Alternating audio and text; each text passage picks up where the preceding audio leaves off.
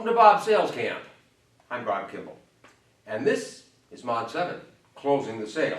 Hey, point number one, the ABCs of closing. Always be closing. Now, take a minute right now before you get started.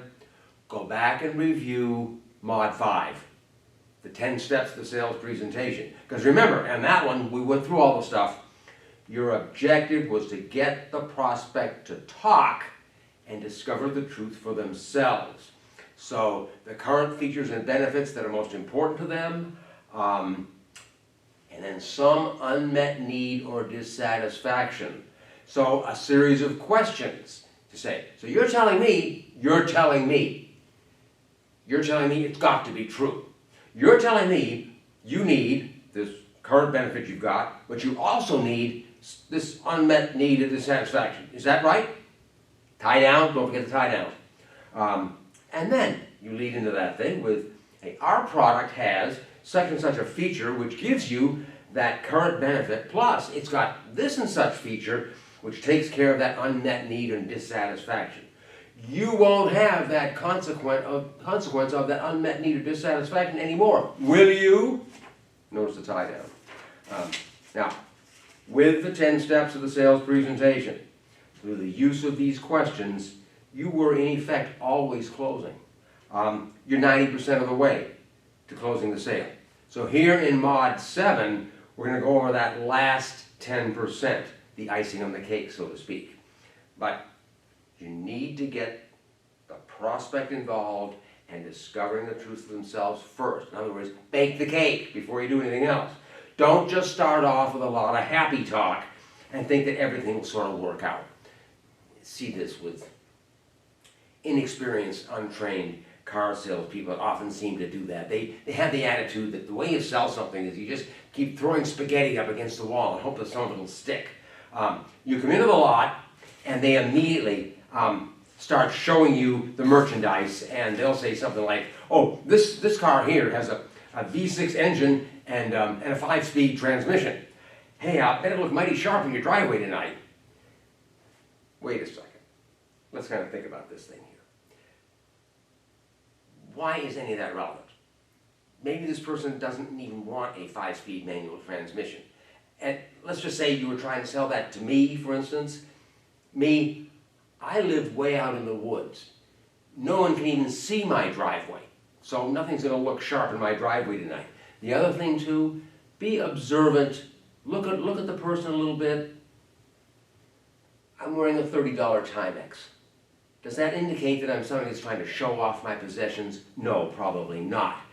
But if you instead went in to get them talking about, what am I using now?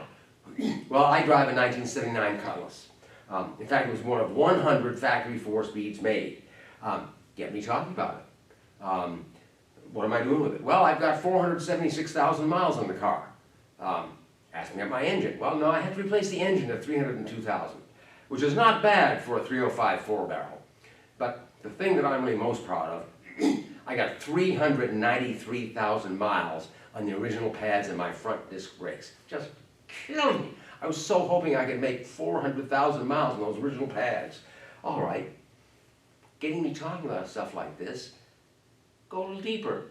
Well, really my grandfather was the one that inspired me about respecting machinery, taking care of it, maintaining it properly. And that's to me what I've always tried to do in driving and maintaining a motor vehicle. Okay, now give me a picture of, say, you tell me you did 302,000 miles on a 305 4-barrel? Son of a gun. Our cars with a V6 engine, you might very well see 500,000 miles in the original engine.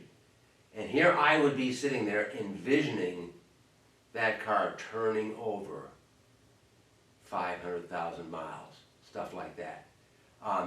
All these sorts of things that you would get going. And then when you got this little picture in my mind, continue then using the 10 steps of the sales presentation.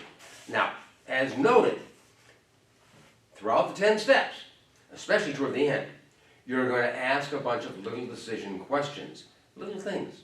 Have have you already got 220 capability throughout the plant? Here again. However the prospect answers that question, they're indicating they're going along with your implementation. Or something like that. Hey, it would be more convenient if we installed that sometime over the weekend. And one other little thing, whenever you ask a closing question, of course, shut up. Now here's the thing too, another important thing. Recognize the difference between astonishment, a closing opportunity, and an objection. So let's say you're a rep for a national media sales, hoping to persuade your prospect to place commercials on the latest big hit TV program that's out there. And your prospect is sitting there saying, people actually watch this trash? This prospect is apparently unaware that recent studies have demonstrated that 80% of the American public is certifiably brain dead. There is no need to elaborate on the intellectual merits of your program. Go for it. You just say, hey, they love it. And a program like that will really give you a lot higher recall on your commercials, won't it? The important detail here. Present profits with high numbers, costs with small numbers. So like for costs, let's say you're trying to get me to make a donation. Save a starving child. I can save a starving child for 80 cents a day. Well, 80 cents a day, that sounds pretty reasonable. But $292 a year? Oh no, that's real money. No, let's starve with that kind of money. Same thing here. When you figure out what your costs turn out to be, reduce it down to being able to say something on the line of, well, that comes down to less than $3 per business day. Pretty good return on your investment, eh? Mm-hmm. Profits, just the opposite, big numbers. Let's just say you're building an extra display in a retail store. Takes 40 square feet. It's going to result in 200 cases of plus business, profit of $4 a case over a period of 2 weeks. So let's look at the numbers. We're talking about 200 cases at a profit of $4 a case. That's $800 profit. 40 square feet is what it's going to take up. Now, here's another thing to think about. The retail trade, profit per square foot is the language they speak. So this is talking about $20 profit per square foot over the 2 weeks. But hey, put your profits in big numbers. We're not going to talk about $20 profit per square foot over 2 weeks. We're going to talk about at an annual rate, multiplied by 26. That's an annual rate of $520 per square foot profit. Bet you wish every square foot of the store would yield that kind of profit. Also, consider how you frame the alternatives for executing the plan. So, let's say that to implement your plan, the prospect is going to have a couple of things they could do. They can get a warehouse at $500 a month.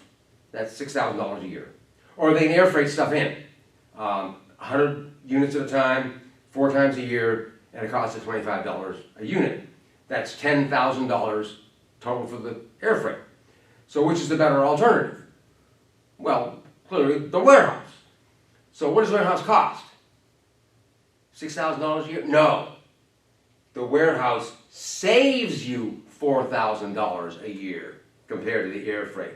So it looks like the warehouse is the way to go. Wouldn't you say? Tie down, of course. And finally, this is a critical one too. Provide a compelling reason to act now. Real estate agents are famous for this. You're going out with a real estate agent, seeing a piece of property, they will invariably say to you, you kind of like this piece of property? Well, I'll tell you what though, there's another couple that has seen this property twice already. They're coming by tonight for the 3rd time.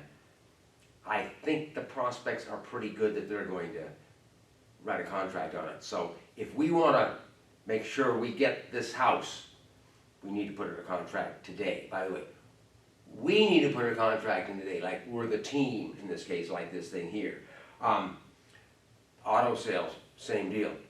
You're looking at a car on a lot, invariably they're going to tell you, well, someone else has been by here a couple times, so look at this thing. He's bringing his dad over to see it again tonight. So this may well be gone by tomorrow. You better get it today. Other little things that you might have going on, like this thing here. We get special financing, special promo that ends today. Well, hey, the product might not be available, or I might not be available tomorrow. I used to do that when I was doing my sales training work and working with prospects. I know there was a particular week that was important to them to get because it was an off week, it was a pretty dead week for them. And I'd suggest we really need to go ahead and nail that down today because I've got some other clients that may well want to book that time. Give them a good reason to sign up for it today, like this thing here. Or transportation. Hey, our truck's leaving Miami at noon. You want on it? Remembering this thing, key point. Nobody is going to close today on any deal, including marriage, if the same thing is going to be there tomorrow. Something or someone better may show up between now and then. Well, that's a quick show of profit and a quick show at Mod 7, closing the sale. And this is Bob's Sales Camp.